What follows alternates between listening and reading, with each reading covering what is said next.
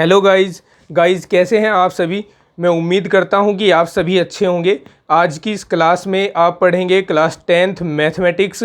इसका chapter number 6 पढ़ने वाले हैं। त्रिभुज बोर्ड एग्जाम में 6 नंबर का पूछा जाता है इस चैप्टर से।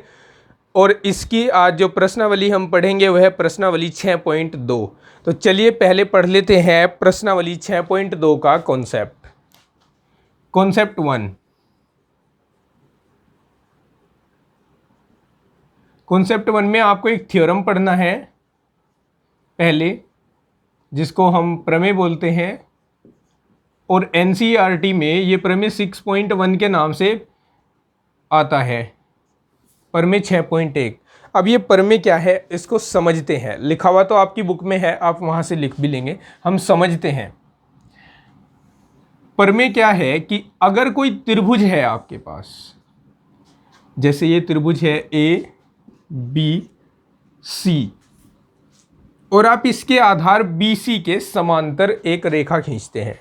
जैसे ये लाइन ड्रॉ कर दिया आपने, ये सपोज दैट ई और एफ, डी और ई है, या ई और एफ कहेंगे तो अच्छा रहेगा। ई और एफ लाइन है ये।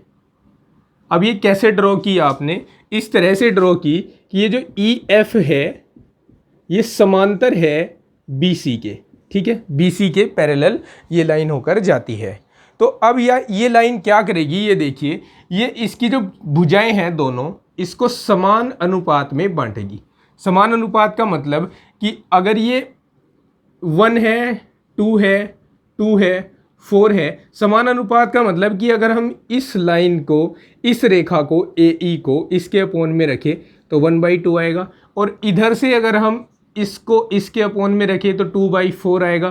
तो यहाँ से इसको डिवाइड करके भी 1/2 ही आ रहा है, यानी ये वाला जो रेशो है ये इक्वल रहता है हमेशा। तो अगर ई एफ समांतर है बी सी के तो हम कह सकते हैं कि जितनी ए ई अपॉन ई बी है उतना ही A F upon F C होगा। या इसी थ्योरम को हम इस रूप में भी लिख सकते हैं कि A E upon A B, A E upon A B equals to है A F upon A C, A F upon A C. तो हमारा थ्योरम क्या है? थ्योरी नहीं लिख रहे हैं, थ्योरी आपकी बुक में लिखी गई है, आप वहाँ से देखकर लिख सकते हैं, समझना है बस आपको। तो क्या है कि थ्योरम कि अगर एक त्रिभुज है और हम उसके किसी आधार के समांतर एक लाइन खींच दें तो वह लाइन उस त्रिभुज की भुजाओं को समानुपात में विभाजित करेगी, समान अनुपात इक्वल रेशो में डिवाइड कर देगी। ठीक है, तो ये है हमारा कॉन्सेप्ट इसका पहला। अब इसका नेक्स्ट, इसका रेसिप्रोकल थ्योरम है, यानी इसका व्युत्क्रम प्रमेय है, 6.2 बोला जाता है उसको। अब ये क्या है इसको समझिए। इसमें क्या होगा, इसमें उसी प्रकार से आपके पास त्रिभुज होगा, ये त्रिभुज है कोई, ठीक है, और इसमें एक लाइन ड्रॉ की है आपने। ये त्रिभुज पी क्यू आर मान लीजिए, पी क्यू आर, या ए बी सी ही लेकर चलते हैं, इसको भी समझाने में आसानी रहेगी और समझने में भी।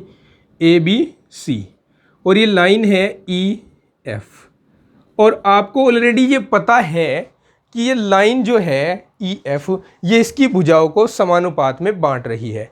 तब हम इस लाइन को इस बी सी के समांतर कह देते हैं। यही प्रमेय 6.2 है, थ्योरम 6.2 है। तो यदि हमारे पास ये है कि A E upon E B, A E upon E B और ए ई अपॉन ई सी, ए ई अपॉन ई सी है, तब क्या होगा? तब ये जो ई एफ है वो पैरेलल हो जाएगी बी सी के, यानी ये जो ई एफ लाइन है ये समांतर हो जाएगी बी सी के। ये है हमारा थ्योरम 6.2। इन्हीं दोनों थ्योरम्स का यूज करके हम सोल्व करेंगे प्रश्नावली 6.2 को। तो पहले आप इन दोनों थ्योरम्स को नोट कर लीजिए, उसके बाद हम क्वेश्चन को समझते हैं 6.2 के। चलिए 6.2 है और फर्स्ट क्वेश्चन आप देख सकते हैं। फर्स्ट क्वेश्चन में हमसे कहा है दो चित्र देकर कि DE समांतर है BC के। पहले चित्र में कहा है कि EC और दूसरे चित्र में कहा है कि AD को ज्ञात कीजिए। चलिए दोस्तों ज्ञात करते हैं। प्रश्नावली 6.2 इसका हमें पता लगाना है, इसीलिए क्वेश्चन मार्क लगा रहा हूं इसके ऊपर। हमें चित्र में गिवन है कि ये जो DE लाइन है ये पैरेलल है इस BC के। अभी हमने थ्योरम 6.1 पढ़ा, प्रमेय 6.1 से। तो प्रमेय 6.1 से हम क्या करेंगे, इनको समानुपात में रख देंगे। हम रखेंगे कि AD upon DB equals to AE upon EC। जिसकी वैल्यू हमें पता है उसकी वैल्यू पुट कर देंगे। जैसे हमें AD पता है 1.5, DB पता है 3, AE 1 है और EC का पता नहीं, इसलिए EC को EC रखेंगे। अब क्रॉस मल्टीप्लाई करा दे या पहले डिवाइड करवा दें। देखिए यहाँ से ये डेसिमल डालकर नीचे 30 हो जाएगा और 15 दूनी 30 होते हैं, तो 1/2 बराबर 1/, EC हो जाएगा। EC को इधर मल्टीप्लाई कराओ तो EC इक्वल्स टू 2 1 2, इधर 2 आ जाएगा, तो EC इक्वल्स टू 2 सेंटीमीटर। ये EC का वैल्यू आएगा इस क्वेश्चन में। समझ गए? चलिए अब देखिए क्वेश्चन नंबर 2 है इसी का सेकंड पार्ट।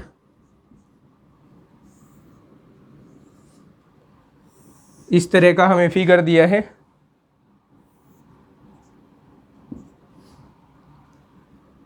ABC और ये लाइन दी है DE। AD इसमें हमें फाइंड करना है, AD फाइंड करना है, क्वेश्चन मार्क लगा रहा हूँ। बाकी हमें दिया हुआ है ये 7.2 सेंटीमीटर है, ये 5.4 सेंटीमीटर है और ये 1.8 सेंटीमीटर है। चलिए अब सिंस हमें दिया है कि जो DE है वो पैरेलल है BC के, सो ये समानुपात में हो जाएंगी, साइड्स इक्वल रेशियो में होंगी। AD upon DB equals to AE upon EC, right? Okay, जिसकी वैल्यू पता है पुट करिए। AD अपॉन DB की वैल्यू 7.2 है, AE की वैल्यू 1.8 है और EC की वैल्यू 5.4 है। यहाँ एक काम करते हैं, ये डेसिमल हटा देते हैं, 18 से काट देंगे, 18 एकम 18, 18 दूनी 18 तिया 54, तो AD इक्वल्स टू हो जाएगा, इस 7.2 की मल्टीप्लाई 1 के साथ कराकर 7.2/3 लिख देंगे। अब 3 से डिवाइड कर दो, 3 दूनी 6, 3 छंग 12, तो AD का वैल्यू आएगा 2.6 सेंटीमीटर, राइट? ये AD का वैल्यू है हमारे पास इस क्वेश्चन में, नोट कर लीजिए।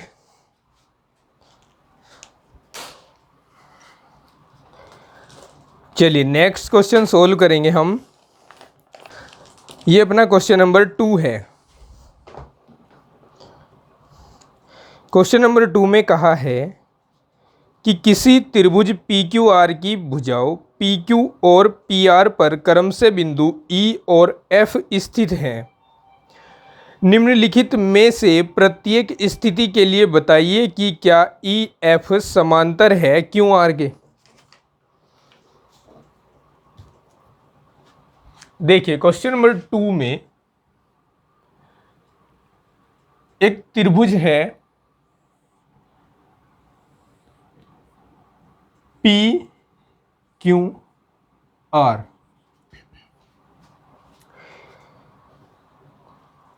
PQ और PR पर E और F है। PQ पर कोई बिंदु है E और पी आर पर कोई बिंदु है एफ, तो ई से एफ को मिला दो। निम्नलिखित में से प्रत्येक स्थिति के लिए बताइए कि क्या ई एफ समांतर है क्यू आर के। देखिए जरा, हमें पता लगाना है कि क्या ई एफ समांतर है क्यू आर के। देखो, अगर ई एफ इस क्यू आर के समांतर है तो ये भुजाएं, कौन सी भुजाएं, पी ई और ई क्यू, पी एफ और एफ आर समानुपात में हो जाएंगी। तो हमें बस यहाँ पर यही चेक करना है। अब सबसे पहले हम P E upon E Q ले लेते हैं। P E upon E Q, P E की वैल्यू है 3.9 और ई क्यू की वैल्यू है 3। डिवाइड करेंगे तो 3 1 जा 3, 3 3 जा 9, यानी 1.3 आएगा। इसी प्रकार से हम P F upon F are को देखते हैं। P F upon F are, now P F upon F are. P F है हमारे पास 3.6 और एफ आर है 2.4। डेसिमल से डेसिमल हटा दीजिए। 12 तिया 36 और 12 दूनी 24, और 3 को 2 से डिवाइड करें तो 1.5 आता है। क्या 1.3 और 1.5 बराबर है? नहीं है ना। तो आप यहाँ लिखोगे since 1.3 is not equals to 1.5, इसलिए P E upon E Q equals to नहीं होगा P F upon F R के। और अगर ये इक्वल नहीं है तो इसका मतलब ये भुजाएं समान अनुपात में नहीं है, और अगर समानुपात में नहीं होंगी तो ई एफ समांतर क्यू आर नहीं होगी। तो लिखेंगे implies that E F Q R के समांतर नहीं है।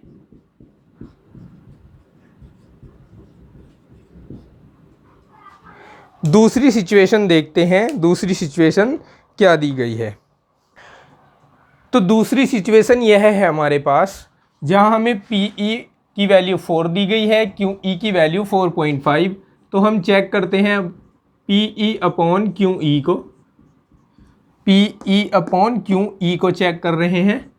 4 अपॉन 4.5 होगा ये। और फिर हम चेक करेंगे P F upon F are को या आर एफ को। तो P F upon R F को चेक करते हैं। ये दिया गया है हमें 8/9। 2 से काट दो इसको, 2 चौक 8, और इसको 2 से काटोगे तो 4.5 आएगा। कैसे? 2 चौक 8, 1 बचेगा, 0 बढ़ेंगे 10 हो जाएगा, 2 पंजे 10। हम देख रहे हैं दोनों इक्वल हैं, तो लिखेंगे since P E upon Q E equals to P F upon R F implies that जो हमारे पास ई एफ है वो पैरेलल है इस क्यू आर के। ठीक है, ये आंसर होगा दूसरे पार्ट के लिए। तीसरी सिचुएशन देखते हैं क्या दी गई है। ये हमारी थर्ड सिचुएशन है, जिसमें हमें कहा है पी क्यू 1.28 सेंटीमीटर है, पी क्यू यहाँ से यहाँ तक की साइड 1.28 सेंटीमीटर है, और पी आर 2.56, पी आर ये है यहाँ से यहाँ तक 2.56, पी ई है 0.8, पी ई यानी इसकी वैल्यू, और पी एफ है 0.36, पी ई है पी एफ है हमारे पास ये वैल्यू। तो अब हम इसमें ये वाली सिचुएशंस का यूज नहीं करेंगे, हम दूसरी सिचुएशन जो और करके मैंने थ्योरम 6.1 में लिखवाई थी उसका यूज करेंगे। क्या लिखेंगे कि P E upon P Q और P F upon P R को चेक करेंगे। Now P E upon P Q equals to 0.18 upon 1.28, और डेसिमल से डेसिमल को हटा दो। अब किससे काट सकते हैं इसको? पहले इसको 2 से काट दीजिए, यहाँ 9 आ जाएगा, 2 छिंग 12, 2 चौक 8, यही रहने दीजिए इसको। अब हम P F upon P are देखते हैं। P F upon P are. तो ये होगा हमारे लिए 0.36 अपॉन 2.56। पॉइंट से पॉइंट हटा दीजिए, ठीक है। इसको डिवाइड कीजिए, 18 से डिवाइड कर लीजिए या 4 से डिवाइड कीजिए। 4 नम 36, 4 छिंग 24, 4 चौक 16। तो दोनों इक्वल आए हैं, ये भी दोनों इक्वल आए हैं। इसका मतलब हम लिखेंगे since P E upon P Q equals to P F upon P R implies that जो पी जो हमारे पास ई एफ है वो पैरेलल होगी क्यू आर के। ये हमारी थर्ड सिचुएशन के लिए आंसर है, ठीक है। आप लिख सकते हैं अब इनको।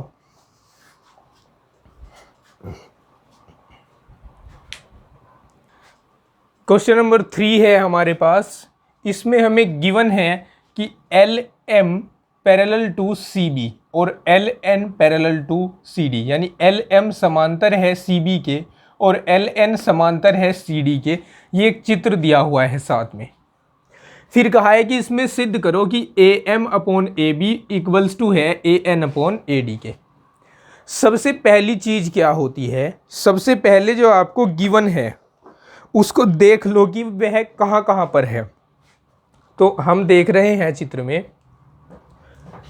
एल एम ये वाली लाइन समांतर है किसके, सी बी के, और एल एन ये वाली लाइन है और समांतर किसके है, सी डी के समांतर है। फिर जो हमें सिद्ध करना है उसको देखो, ए एम ये है अपॉन ए बी ये रहा, ए एन ये है और अपॉन ए डी ये रहा। अब हमें शुरुआत त्रिभुजों से ही करनी है क्योंकि हम चैप्टर त्रिभुज पढ़ रहे हैं। तो अब हम इसमें कौन सा त्रिभुज लें और किस तरह से लें कि थ्योरम 6.1 या 6.2 जिसका भी यहाँ यूज होना है उसको कर सके, उसका पता बताता है हमेशा गिवन क्या है हमारे पास। यहाँ देखिए, since we have L M समांतर है सी बी के। अब एल एम तो ये वाली साइड है ना, ये वाली भुजा है ना, भुजा तो कह नहीं सकते, इसको रेखाखंड कह सकते हैं। एल एम ये वाला रेखाखंड है और बी सी कहाँ है, ये। अगर ये दोनों समांतर हैं तो इसका मतलब किस त्रिभुज की बात हो रही है, जिसमें ये एल एम और बी सी आया है। इसका मतलब ये ऊपर वाला त्रिभुज, इसकी बात हो रही है, ए बी सी की। तो हम लिखेंगे इसमें त्रिभुज ए बी सी में, क्योंकि एल एम समांतर सी बी है, इसलिए यहाँ प्रमेय यूज कर दो 6.1 से, प्रमेय 6.1 से। चलिए यूज कीजिए, एल एम समांतर बी सी या सी बी। इसके लिए क्या करेंगे, देखो हम लिखेंगे A M upon M B, या इसके अकॉर्डिंग चलेंगे। ए एम के अपोन में कौन है, ए बी है, तो A M upon A B लेंगे, A M upon A B. और इस वाली साइड पर आ जाइए, ए एल अपॉन ए सी ले लीजिए इसको, ए एल अपॉन ए सी। इसको आप इक्वेशन फर्स्ट कहिए। पुनः त्रिभुज। अब देखिए यहाँ दूसरा जो हमें गिवन है फैक्टर वो ये है कि L N parallel to C D, यानी एल एन समांतर है सी डी के। एल एन ये वाली साइड है और ये साइड किसके समांतर है, इस साइड डी सी के समांतर है। इसका मतलब किस त्रिभुज की बात हो रही है, इसका मतलब बात हो रही है त्रिभुज ए सी डी की। तो पुनः त्रिभुज ए सी डी में, इस त्रिभुज में हम लिखेंगे कि ए एन अपॉन ए डी, और ये भी लिख दो कि प्रमेय 6.1 से, प्रमेय 6.1 से A N upon A D equals to A L upon A C, A L upon A C. ये हो गया इक्वेशन नंबर 2, ठीक है। Now from equation first and second, समीकरण 1 और 2 को देखो आप ध्यान से। समीकरण 1 और 2 को देखने पर हमें क्या नज़र आ रहा है, दोनों ही समीकरणों का RHS बराबर हो गया। तो अगर दोनों समीकरणों का RHS बराबर है तो इसका मतलब LHS भी बराबर होगा। तो समीकरण 1 और 2 से हम लिख देंगे यहाँ पर कि AM/AB यानी इसका LHS और बराबर इसका LHS AN/AD, और यही हमें करना था प्रूव, जो कि हम कर चुके हैं। ठीक है, लिख लीजिए।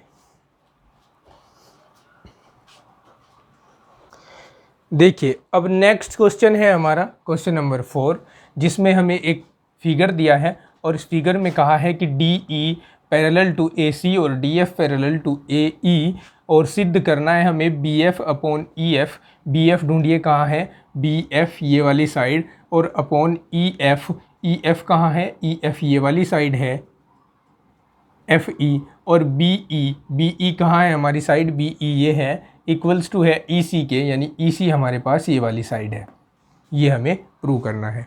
ठीक है, देखिए चित्र को देखने से कैसे पता लगेगा कि हमें कौन सा त्रिभुज लेकर आगे बढ़ना है।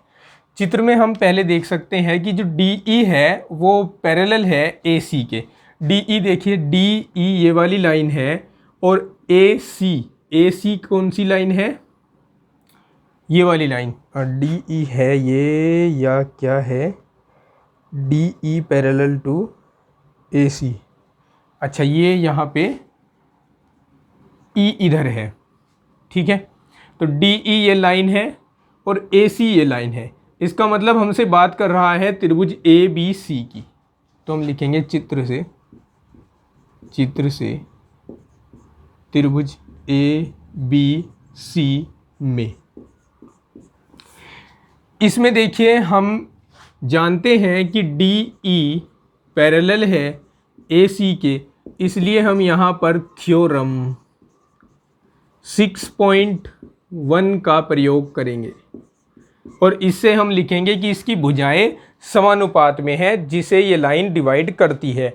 तो किस किस को डिवाइड करती है, AB और BC को डिवाइड करती है। किस किस में, हम लिखेंगे AD/BD या DB, हम लिखेंगे AD/DB इक्वल्स टू, फिर हम लिखेंगे इस त्रिभुज में इस साइड को ये DE प्रतिच्छेद कर रही है E पर, तो लिखेंगे BE/EC, BE/EC, ये समानुपात में होगा।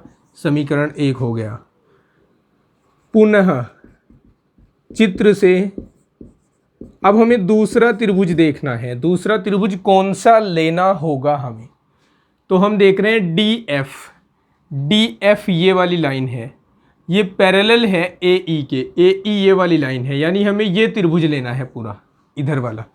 तो चित्र से त्रिभुज ABE में, इसमें चूंकि हमारे पास दिया हुआ है DF पैरेलल टू AE, सो भुजाएं समानुपात में दिखा दो इसकी भी, AE/DB इक्वल्स टू BF/BE दिखा दीजिए, BF/BE,